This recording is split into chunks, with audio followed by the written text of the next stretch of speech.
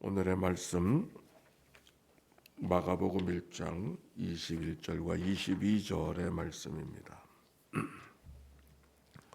마가복음 1장 21절과 22절 말씀 다 같이 말씀 봉독합니다.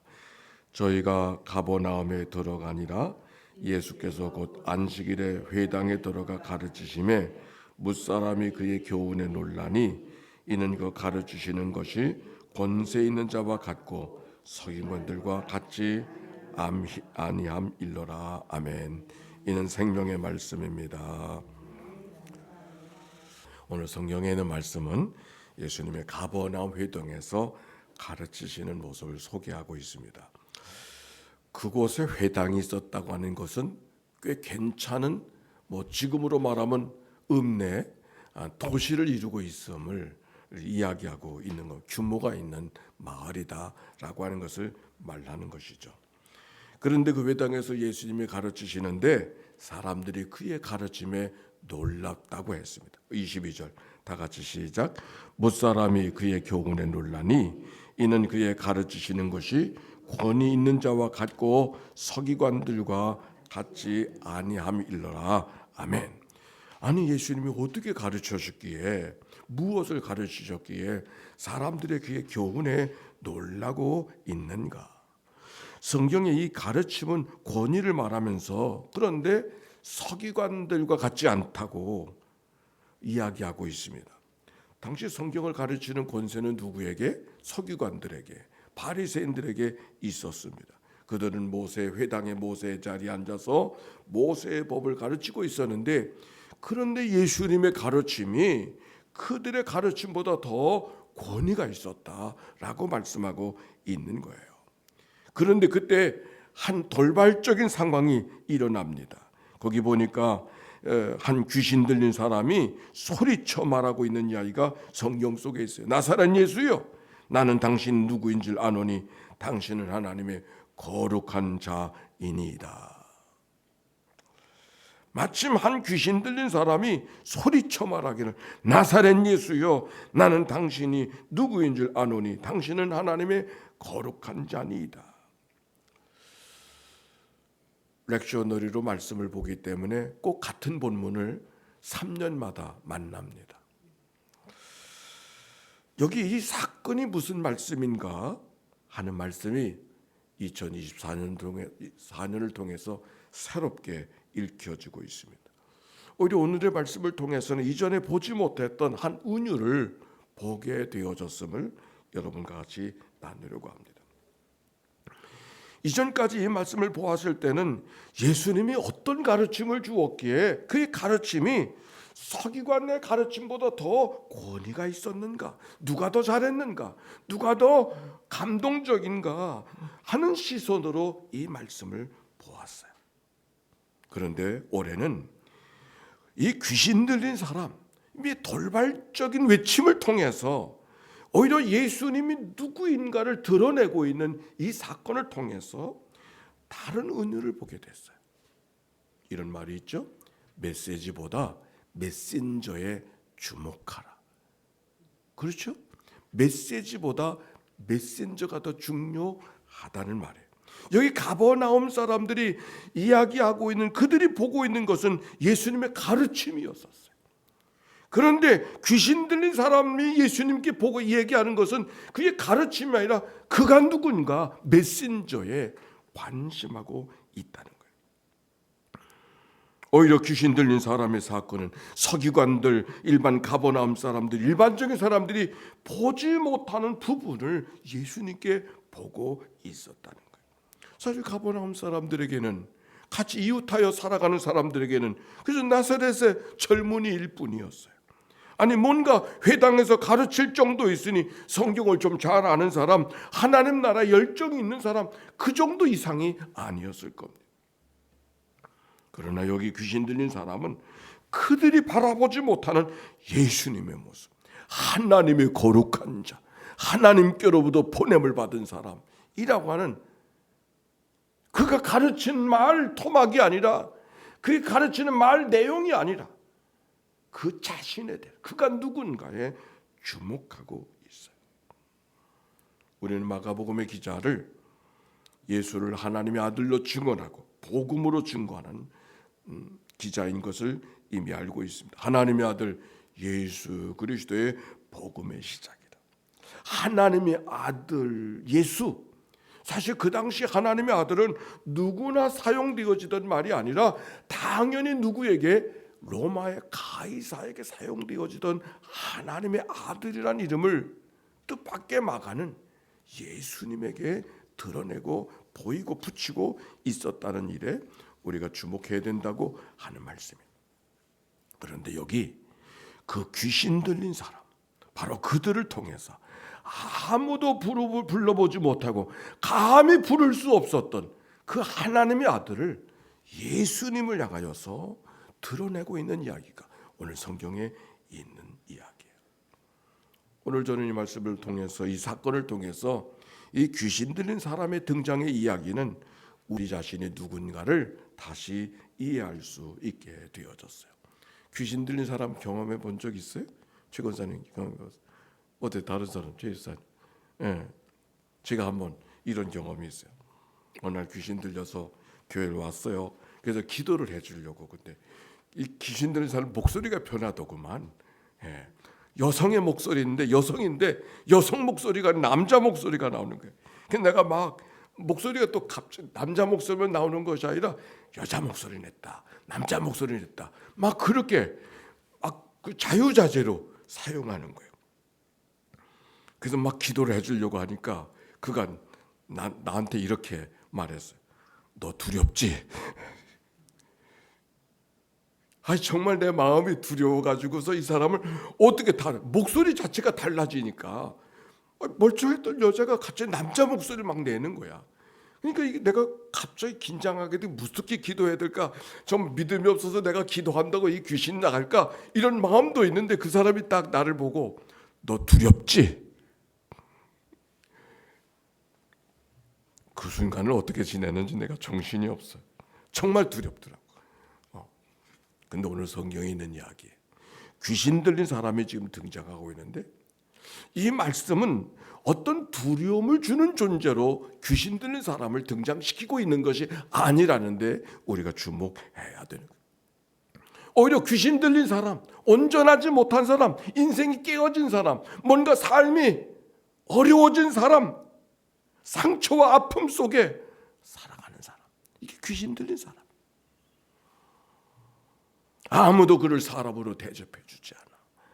아무도 그를 한 인간으로 맞아주지 않아. 아마 가족과의 관계도 다 깨어지고 친구들도 다 깨어지고 모든 것이 다 떠나버린 외롭고 쓸쓸한 사람, 바로 그 사람이 이 귀신 들린 사람이었을 거예요. 그런데 바로 그 사람 대접도 받지 못하고 있는 깨어진 인생으로 살아가고 있는 그 귀신 들린 사람이 오히려 예수가 누구인가를 보이고 있다는 이 은유. 누가 더 감동적인가, 더 특별한 말을 했는가, 누가 더 아름다운 이야기를 나누고 있는가, 누가 더 권위가 있는가, 그 얘기가 아니라 누가 예수를 이야기하고 있는가, 아니 누가 예수를 바로 이야기하고 있는가. 오늘 성경은 그것을 우리에게 주시고 있다는 말씀. 이 말씀이 기억이 났어요. 예수님이 낙이 타고 감람산에서 예루살렘을 향하고 있었을 때 주의 이름으로 오시는 이여 하늘에서는 평화요 가장 높은 곳에는 영광이로다. 제자들과 군중들이 막 그렇게 소리를 치고 있었더니 바리새인들이 제자들을 꾸짖으면서 그런 걸 하지 말라고 꾸짖으라고 예수님께 청하는 이야기가 있어요. 왜냐하면 그 당시에 평화를 주는 사람은 가이사였지 예수님이 아니었거든요. 그 당시 하나님의 아들이 가이사였지 예수님이 아니었던 것처럼 평화의 왕은 가이사였지. 그 세상을 평화로 로마 박스라를 만들었던 사람은 가이사인데 바로 그를 예수를 바라고 평화의 왕이라 그러니까 할 수 없는 말을 하고 있으니까 감히 가이사에게 붙이는 말을 저 젊은이한테 붙이느냐고 하면서 꾸짖으라고 이야기하는 거예요. 그때 예수님은 뭐라 그랬어요? 저들이 침묵하면 돌들이 소리 지를 것이다. 오늘 사건은 그 말씀을 기억나게 해요. 멀쩡한 사람이, 귀신 들린 사람이, 아니 멀쩡한 사람이, 배운 사람이, 똑똑한 사람이, 안다고 하는 사람이 제대로 말하지 못하니까 오히려 돌들을 통해 소리 지르게 하죠. 귀신 들린 사람을 통해 소리 지르게 하는, 제대로 인생을 살아갈 수 없었다는, 저 사람은 사람도 아니야 내어놓았던 사람이 오히려 예수를 제대로 이야기하는 오늘 이 사건. 꽃은 꽃으로 보는 사람에게만 꽃이라고 하는 시가 있지 않습니까? 그가 얼마나 많이 배웠는가, 그가 어떻게 태어났는가, 그거는 그렇게 중요하지 않아. 예수를 누구로 보는가에 따라서 그의 인생이 달라지고 있다고 하는 말씀. 인간적으로 보면 예수라고 하는 젊은이는, 예수님은 그저 나사렛 젊은이 그 이상이 아니었을 거예요. 그저 신실한 청년 그 이상이 아니었을 거예요. 그런데 그가 진정 누구인가를 깨닫게 되어졌을 때 그는 다른 존재가 되어져 갔던 이 성경의 이 이야기. 우리가 평생 예수 믿으면서 별로 달라지지 않는 삶을 살아가는 것은 다른 데 있는 것이 아니라 우리가 예수님이 누군가를 바라보지 못했기 때문에 그런 것은 아닌가. 여러분에게 오늘 예수님은 누굽니까? 오늘 말씀의 제목은 권위라고 하는 말이에요. 우리들의 시대는 권위가 오해되는 시대 속에 살고 있다 생각이 되어져요. 우리가 그 오해된 권위의 이야기로 성경도 그렇게 바라볼 때가 있어요. 이 성경을 바라볼 때 우리는 지금까지는 누가 더 권위적이었는가, 즉 누가 더 말 잘하는가, 누가 더 감동적이었는가, 누가 더 영향력이 컸는가, 이런 시각으로 성경을 지금까지 봐왔구나. 근데 성경은 누가 더 감동적이고 누가 더 힘이 있고 누가 더 영향력이 있어서 누가 더 권위적인 이야기인, 권위적인 사람이 되었는가를 이야기하려는 것이 아니라는 것. 진정 예수님을 보아야 될 모습으로 보게 되어졌을 때 그가 비로소 권위에 있는 사람, 권위적인 모습으로 나타났다고 하는 말씀.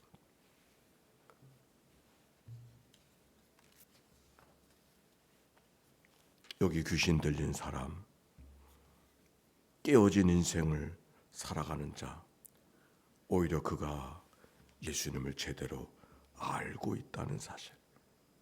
깨어진 인생, 관계도 깨어지고 인생의 계획도 깨어지고, 아니 자기의 자존심도 깨어진, 모든 게 깨어져서 난 아무것도 아니라고 생각하고 있던 사람이 바로 귀신 들린 사람의 모형이었을 겁니다. 그러나 하나님은 바로 그에게서, 그를 통하여서 하나님의 또 다른 역사를 만들고 있다는 말씀. 오히려 그가 깨어진 인생이 아니었었다고 하면 여전히 그는 자기 욕망에, 자기 꿈에 사로잡혀 살고 있었을 거예요. 다른 사람, 가버나움 사람과 별로 다르지 않게 영영 예수가 누군지 모르고 살아갈 수밖에 없지 않았을까. 그러나 오히려 깨어진 인생이 되어졌기 때문에 남들이 보지 못하는 예수의 모습을 보고 있었다는 이 이야기. 권위라는 말을 번역하면 힘, 능력, 권력, 권세, 이런 말로 번역이 되어지지만 이 권위라고 하는 말은 히라보로 엑수시아라는 말, 엑수시아라는 말은 우시아라는 본질이라는 말이고, 엑스라고 하는 본질로부터, 권위라가 어디서 드러나 보여지는 모습으로 그의 외향적인 모습 속에 권위가 나타나는 것이 아니라 본질로부터 권위가 나온다고 하는 말씀이, 권위라는 말 자체가 갖고 있는 뜻이 옳습니다. 내가 누구인가를 바로 제대로 할 때, 나의 외한 게 아니라 나가 누구인가를 제대로 알고 있었을 때 바로 거기 하나님이 우리에게 부여하신 권위들이 나타날 수 있음을 이야기하려고 하는 것이죠. 그런 면에서 오늘 우리가 하나님 앞에 예배자로 선다는 것이 얼마나 소중한가. 로마서 1장 20절 창세로부터 그의 보이지 아니하는 것들 그의 영원하신 능력과 신성이 그가 만드신 만물에 분명히 보여 알려졌나니 그러므로 아무도 핑계할 수 없으리라. 바울의 신앙이 어디서부터 출발했는가를 로마 교인들에게 이야기해주고 있습니다. 오늘도 우리가 예배하지만 진정한 예배, 참된 예배는 누가 드릴 수 있는가? 하나님을 바로 알고 내가 누구인가를 바로 아는 사람이 진정 예배할 수 있을 것입니다. 에벌린 언더힐이라고 하는 사람은 예배는 창조주 하나님에 대한 피조물의 응답이라고 말했습니다. 우주의 신비 앞에 겸손해지지 않을 사람이 어디 있겠어요? 깨어진 인생 되어져서 인생이 아무것도 아니라고 고백됐던 바로 그 자리가 하나님을 하나님으로 경험하는, 그때 하나님을 제대로 경험하는 시간이 바로 그때임을 고백할 수 있는 것이죠. 돌발적인 귀신 들린 사람을 보고 주님이 꾸짖습니다. 잠잠하고 그 사람에게서 나오라 라고 하는 말 속에는 그가 비로소 온전한 사람이 되었음을 말하고 있는 것이죠. 오늘도 하나님 앞에 온전한 사람으로 되었음을 고백하고 예배하며 하나님을 찬양할 때 하나님이 우리를 예배를 받으시고 기뻐 영광을 돌려 거두실 줄로 믿습니다. 우리 함께